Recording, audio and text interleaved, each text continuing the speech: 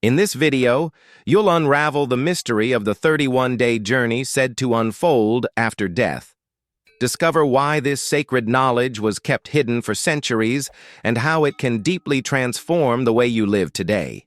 You'll receive a day-by-day map of the soul's passage, wisdom drawn from ancient manuscripts and forgotten traditions, and practical guidance for living with greater awareness, long before your final breath.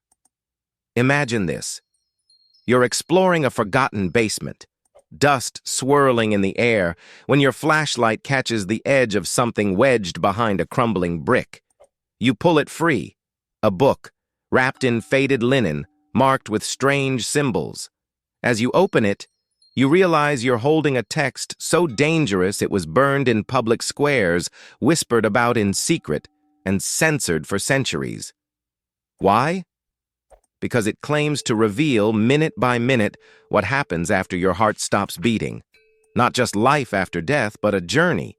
31 days of transformation that challenge everything you believe about existence, consciousness, and what comes next. Why does this matter? According to legends, this knowledge was hidden not to protect you from death, but to keep you from living fully. If you knew what really happens after your last breath, would you live differently today? The stakes are higher than you think.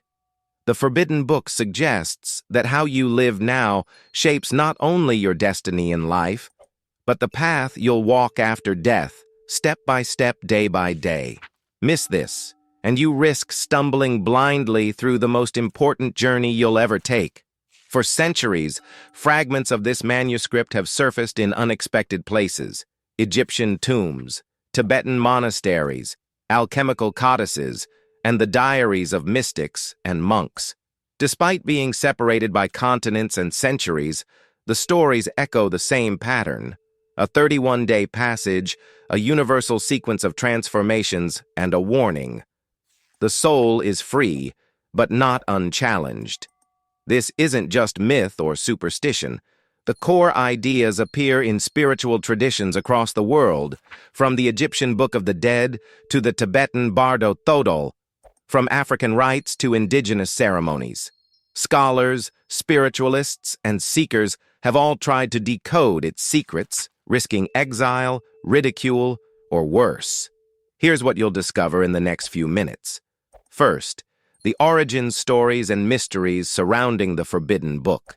Then, a day-by-day breakdown of the soul's journey after death, what happens, why it matters, and how it connects to your life now.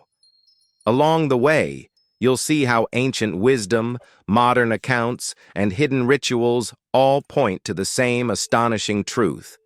Finally, you'll learn how this knowledge can help you live with more presence, courage, and meaning, starting today. Before we begin, pause for a moment. Ask yourself, if you knew exactly what happens after death, how would that change the way you live now? Let's start with the origins. No one knows who wrote the Forbidden Manuscript. Some say it was discovered by monks in a remote abbey, hidden inside a wall, sealed with symbols mixing Greek, Hebrew, and an unknown language.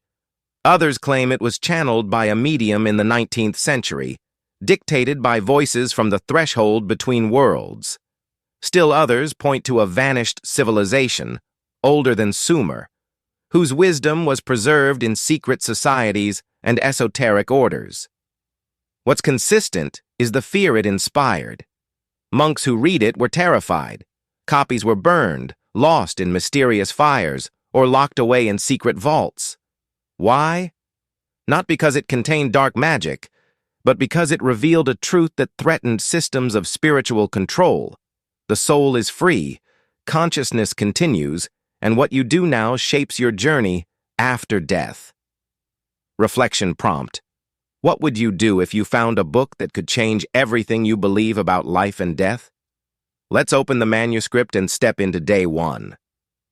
Death, it says, isn't a single moment. It's a process that unfolds in layers. The first day is the separation from the body, a delicate, bewildering moment. Esoteric traditions speak of a silver cord, the last link between spirit and flesh.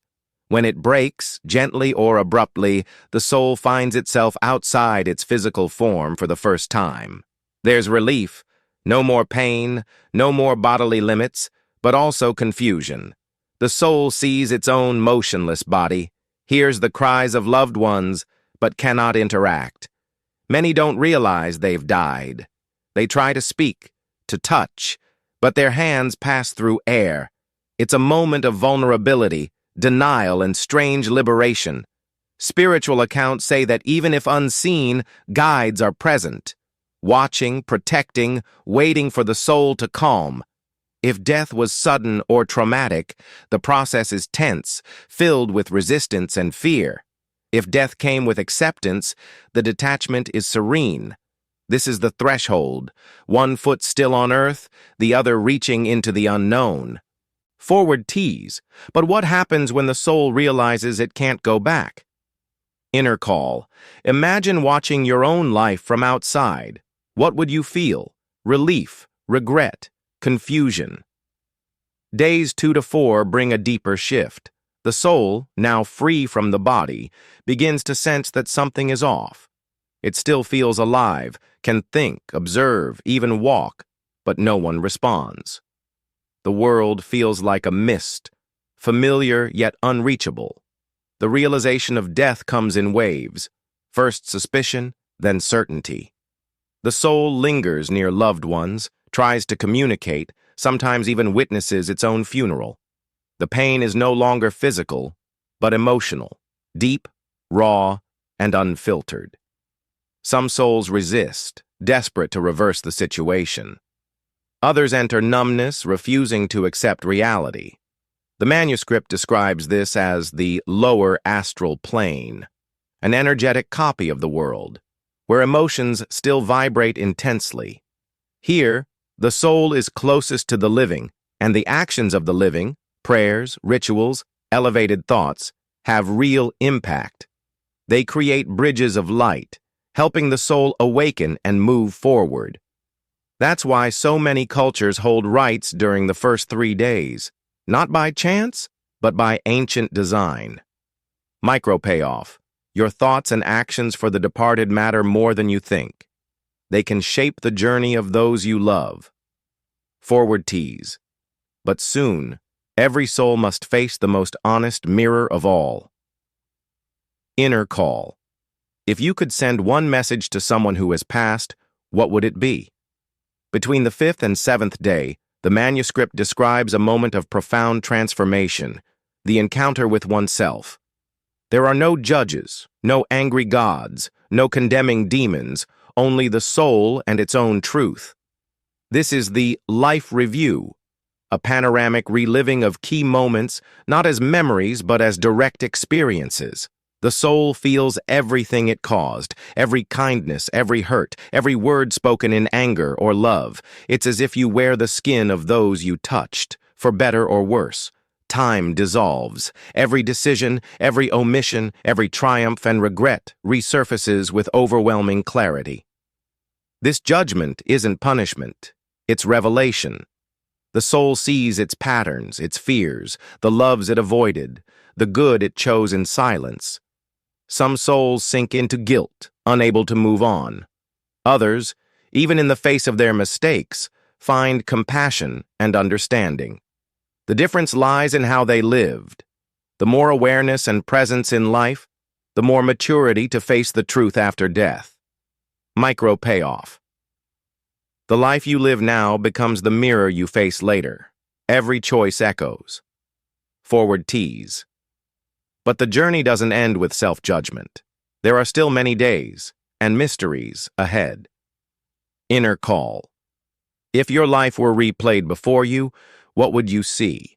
What would you wish you'd done differently?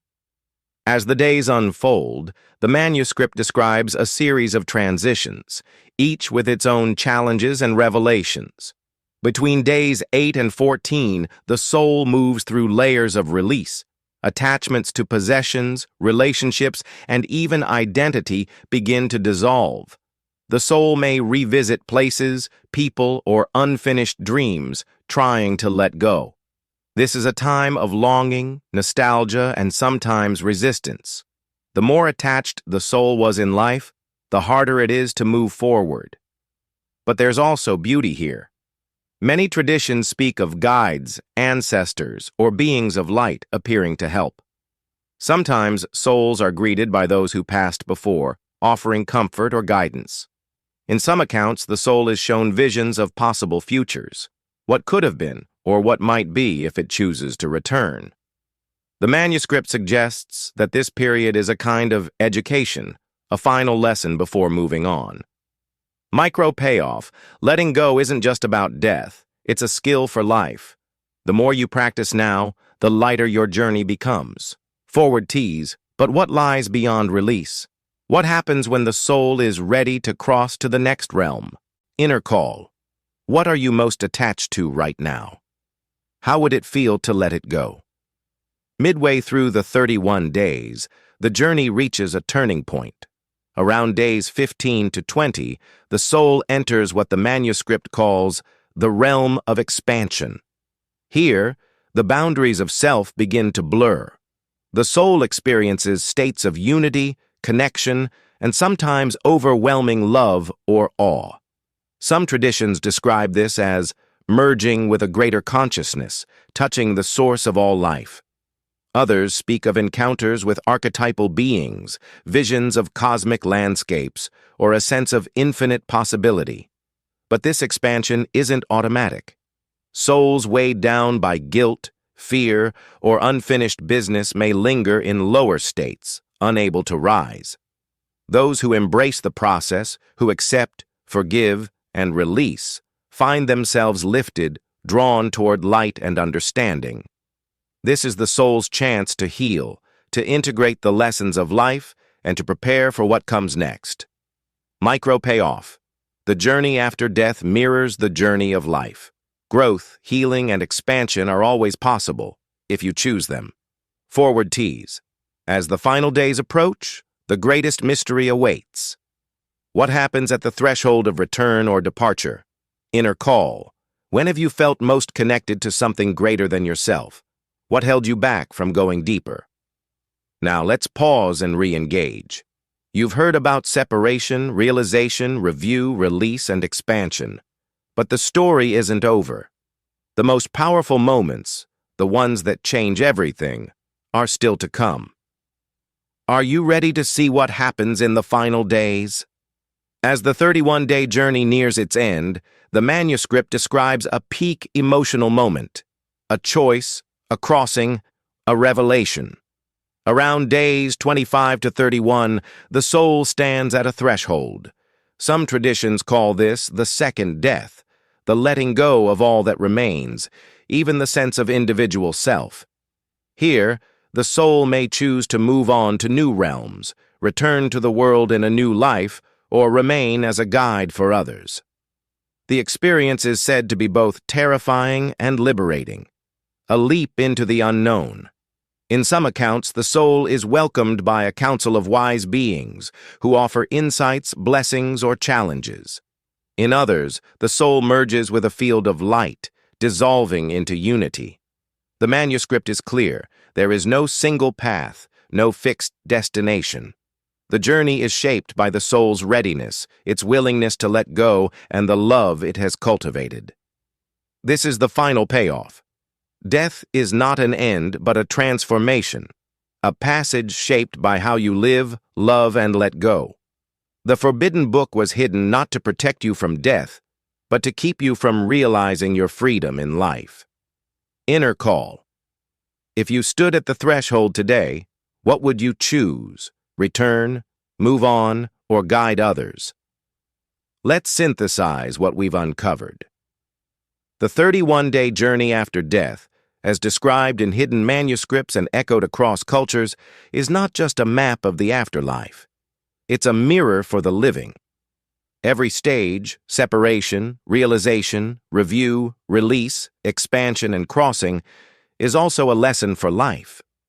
The way you face endings, the way you let go, the way you love and forgive, these shape not only your destiny after death, but the quality of your existence now.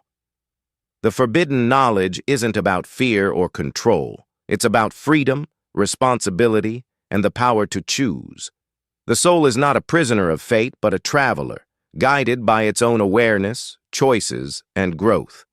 The greatest secret is this: the journey after death begins long before your final breath. Every day, with every decision, you are preparing for the path ahead. So what will you do with this knowledge?